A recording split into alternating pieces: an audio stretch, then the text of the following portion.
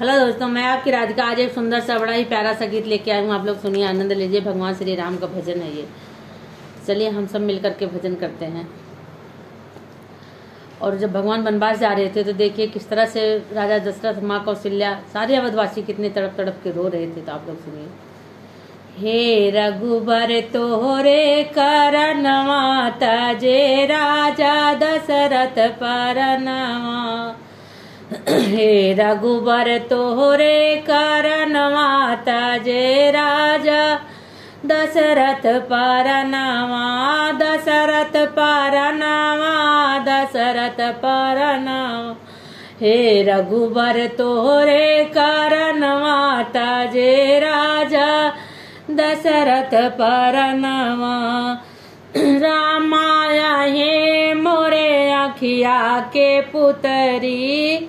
रामाया हे मोरे अखिया के पुतरी।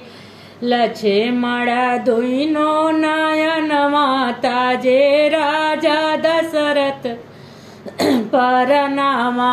लक्ष्मण दुइनो नयनवा तजे राजा दशरथ परनवा।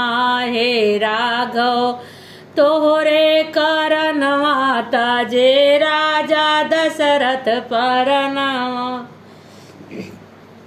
सीता तो अही मोरे हाथवा के कल छुल के ना बनई है भोजनवा तजई राजा दशरथ परनवा। के ना बनई है भोजनवा तजई राजा दशरथ परनवा। हे रघुबर तोहरे करनवा तजई राजा दशरथ परनवा। जाई के रामा चित्रकूट पहुँचे। जाई के रामा चित्रकूट पहुँचे। वहू ना लागे ठेकनवा तजई राजा दशरथ परनवा।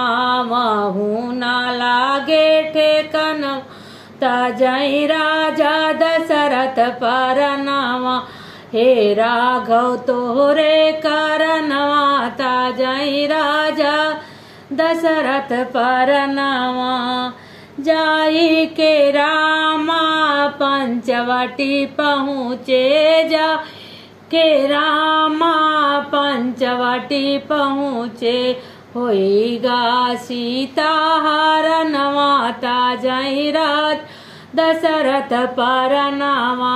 होइगा सीता हरन तजई राजा दशरथ परनवा। दशरथ परनवा, दशरथ परनवा। हे राघव तोहरे करनवा तजई राजा दशरथ परनवा।